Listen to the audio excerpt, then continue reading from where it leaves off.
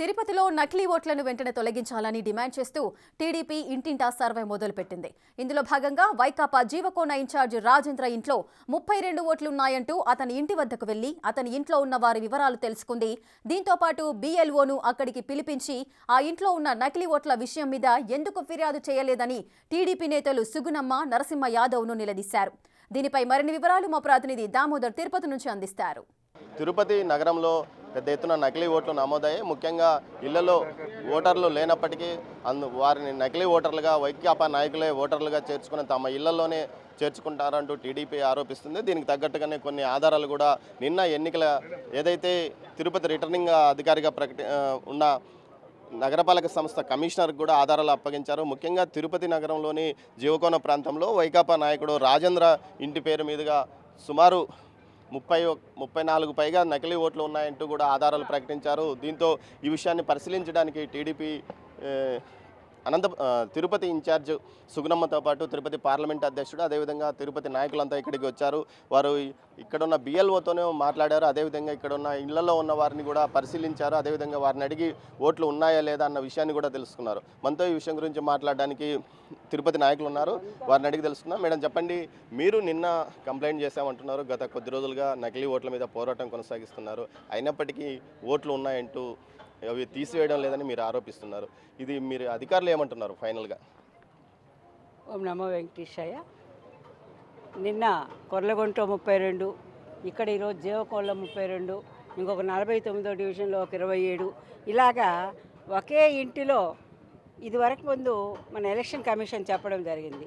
ఎక్కడైతే 6 ఓట్లకు మించి 10 ఓట్లు ఉన్నాయో మరి అటువంటి ఇండ్లంతా కూడా BLOస్ BLAs చెక్ చేసి ఆ ఓట్లను తీసేయాల్సిన ఆర్డర్స్ అంతా కూడా ఇస్తే మరి ఇప్పటికి ఫైనల్ లిస్టులు అవన్నీ తీసేయబడతాయి అని చెప్పడం జరిగింది.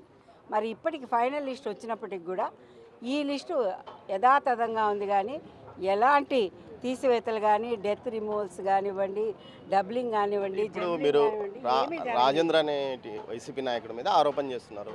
మీరు ఆ ఇంట్లో పరిశీలించారు, బయట ఓట్లు ఎన్ని ఉన్నాయి, లోకల్గా అతను బయట నుంచి తెచ్చి ఓట్లు నమోదు చేయించాడా లేకపోతే ఇల్లు ఖాళీ చేసిపోయి ఉండొచ్చు కదా? ఇది చూస్తే మనం చూస్తూనే ఉన్నాము. ఇక్కడ దాదాపు కింద ఒక రెంట్కి కింద ఒక ఇల్లు ఇచ్చారు. పైన వాళ్ళే ఓనర్సే ఉంటారు. ఓనర్స్ అంతా తలారి రాజేంద్ర ఫ్యామిలీ దాదాపు 5 మంది ఉంటారని చెప్పడం జరిగింది. వాళ్ళ పాప, వాళ్ళ బాబు, వాళ్ళ భార్య, అలాగా. మరి 5 ఓట్లు కాకుండా 1 ఓటు మాత్రమే ఈ లిస్టులో తొలగించబడింది. మేము కంప్లైంట్ 32 ఓట్లకు ఇచ్చాం, కానీ అవన్నీ కూడా యాజ్ ఇట్ ఈజ్గా ఉంది. మరి తమ్ముడు గణేష్ అనే కార్పొరేటర్ ఓటు కూడా ఇదే డోర్ నెంబర్లో ఉంది. అతను 3వ డివిజన్లో కార్పొరేటర్. మరి అది కూడా 209లో కూడా జీవకోణంలో ఇంకొక ఓటు కూడా ఉంది.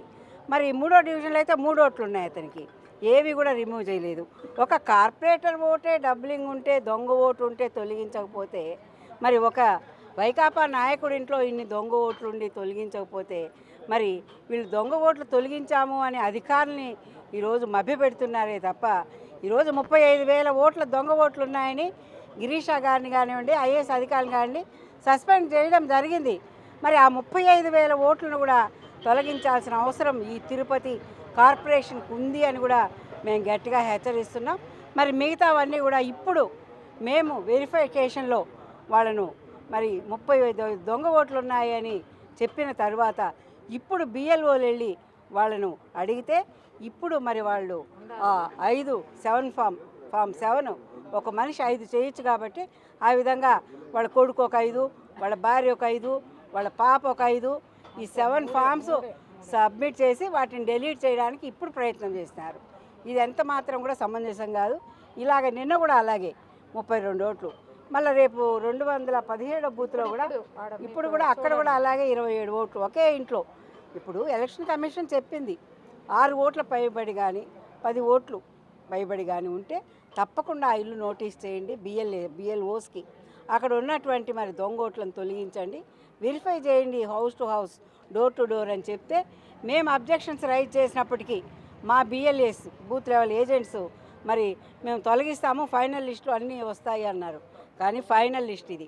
ఈ ఫైనల్ లిస్ట్ వచ్చినప్పటికి కూడా ఇప్పుడు మాత్రం తొలగించనే లేదు. కార్పొరేటర్ది కూడా తొలగించలేదు. కార్పొరేటర్ది కూడా 5 దొంగ ఓట్లు ఉన్నాయి ఈ తిరుపతి నగరంలో అంటే మరి ఈ ఓటర్ లిస్టు ఏ విధంగా నమ్మాలి, గందరగోళంగా ఈ గందరగోళాలు సృష్టించడమే కాదు, వీటన్నంతా కూడా చిందర వందర చేయడం, జంబ్లింగ్, అదేవిధంగా డబ్లింగ్, అదేవిధంగా సేమ్ ఫోటో పెట్టేసి వేరే వేరే ఐడీస్ పెట్టేసి చేయడం, ఒకరికి చీర కట్టడం, ఒకరికి లంగా వేయడం, ఒకరికి డ్రెస్ వేయడం, ఒకే ఓటుకి ఒకే పేరుకి, ఇలాంటివన్నీ కూడా మేము దీంట్లో నోటీస్ చేయడం జరిగింది. కాబట్టి తప్పకుండా మేము ఎలక్షన్ కమిషన్ కూడా కంప్లైంట్ చేస్తున్నాం. తప్పకుండా తిరుపతి నగరంలో ధర్మంగా మరి ఈ యుద్ధం కానీ ఈ ఎలక్షన్ కానీ జరగాలంటే ఎలక్షన్ కమిషను మరి ప్రత్యేకంగా తిరుపతిని ప్రత్యేకంగా తీసుకొని తిరుపతి నగరంలో అయినా వాళ్ళు ప్రయోగాత్మకంగా ఓటర్ కార్డు ఆధార్ కార్డు అనుసంధానం చేస్తేనే ఇవన్నీ కూడా నిర్మూలన చేయగలుగుతారని కూడా మేము ఎలక్షన్ కమిషన్ గట్టిగా వాదించబోతున్నాం. తిరుపతి జిల్లా వ్యాప్తంగా పెద్ద ఎత్తున నకిలీ ఓట్లు ఉన్నాయని మీరు ఆరోపణలు చేయడమే కానీ ఆధారాలు చూపించలేకపోతున్నారని అధికార పార్టీ అంటుంది. దీనిపైన మీరేమంటారు? ఖచ్చితంగా ఏ ఏ నియోజకవర్గాల్లో ఏ ఏ బూత్లో ఏమేమి ఉన్నాయని జిల్లా కలెక్టర్ గారికి ఏదైతే ఇప్పటివరకు 13 మీటింగులు జరిగితే అన్ని మీటింగ్లు కూడా ఇచ్చాం. కానీ ఇంతవరకు తొలగించలేదనేది ఇప్పుడు వెరిఫికేషన్ ఫైనల్ లిస్టులో వస్తుందని చూసినాము. అన్ని చోట్ల ఇదే పరిస్థితి. దీనిపైన కూడా ఖచ్చితంగా కూడా రిటర్న్గా ఇచ్చాం. లెటర్ ప్యాడ్ పైన రిటర్న్గా ఏ నియోజకవర్గాలు ఏమేమి దీనిపైన ఈ ఫైనల్గా వచ్చే దీనిపైన మళ్ళీ దీనిపైన పోరాటం చేస్తాం. ఎన్నికల కమిషన్ ఈ దొంగ ఓట్లను తగ్గించే వరకు తొలగించే వరకు కూడా మా పోరాటం ఆగదు. ఖచ్చితంగా తిరుపతిలో 35,000 ఓట్లు ముందు ఏదైతే ఐడి కార్డులు డౌన్లోడ్ చేశారో ఆ ఐడి కార్డులు ఎక్కడున్నాయి? వాళ్ళ దగ్గరే ఉన్నాయి. కాబట్టి ఐడి కార్డులంతా రిటర్న్ చేసుకోకుండా ఐడి కార్డులు ఎవరు చేశారు ఎవరు చేయించారని వాళ్ళపైన చర్యలు లేకుండా మళ్ళీ ఎన్నికలు పోతే ఆ 35,000 మళ్ళీ బయట వస్తాయి. కాబట్టి దీనిపైన చర్యలు తీసుకోవాలని తెలుగుదేశం పార్టీ పరంగా మేము డిమాండ్ చేస్తాం. తిరుపతి ఏదైతే పార్లమెంట్ ఎలక్షన్స్ నుంచి ఆ తర్వాత ఎమ్మెల్సీ ఎలక్షన్, నగరపాలక సంస్థ ఎన్నికలు అన్ని ఎన్నికల్లోనూ ఇలాంటి తంతే కొనసాగుతున్న నేపథ్యంలో మీరు అప్పటి నుంచి మేల్కోక ఇప్పుడు మాత్రమే మీరు హడావిడి చేస్తున్నారని అంటున్నారు. దీనిపైన మీరేమంటారు? మొదటి నుంచి మేము మేల్కొనే ఉన్నామండి. మేమేమి ఇదేం ప్రాబ్లం లేదు. మేము అన్ని ఎలక్షన్లో వాళ్ళకి అడ్డుపడతానే ఉన్నాం.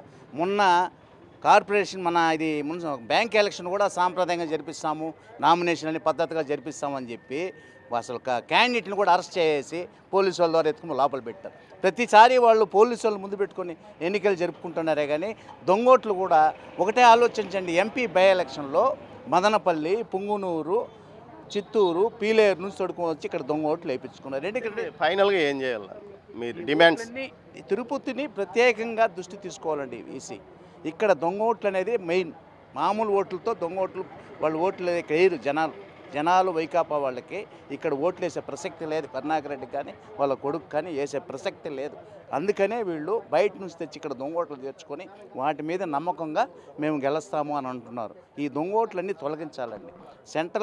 కేంద్ర ప్రభుత్వం కూడా ఈ తిరుపతి మీద ప్రత్యేక దృష్టి పెట్టి ఈ దొంగ ఓట్ల మీద కూడా ప్రత్యేక దృష్టి పెట్టి ఫైనల్ లిస్ట్ ఇచ్చినా ఈ దొంగ ఓట్లు డిలీట్ చేయాలనేది మేము మనస్ఫూర్తిగా కోరుకుంటాం. తిరుపతి నగరంలో ఏకంగా 35,000 నకిలీ ఓట్లు డౌన్లోడ్ చేశారంటూ అప్పట్లో ఎన్నికల కమిషన్ ఏకంగా ఐఏఎస్ అధికారిని తొలగించినప్పటికీ ఆ ఓట్లను ఎంతవరకు డిలీట్ చేయకపోవడంతో పాటు తాజాగా అనేక ఓట్లు ఉన్నాయని వీటి విషయంలో తాము ఆధారాలు చూపినప్పటికీ ఎన్నికల కమిషన్ కానీ ఎన్నికల రిటర్నింగ్ అధికారులు కూడా స్పందించలేదు.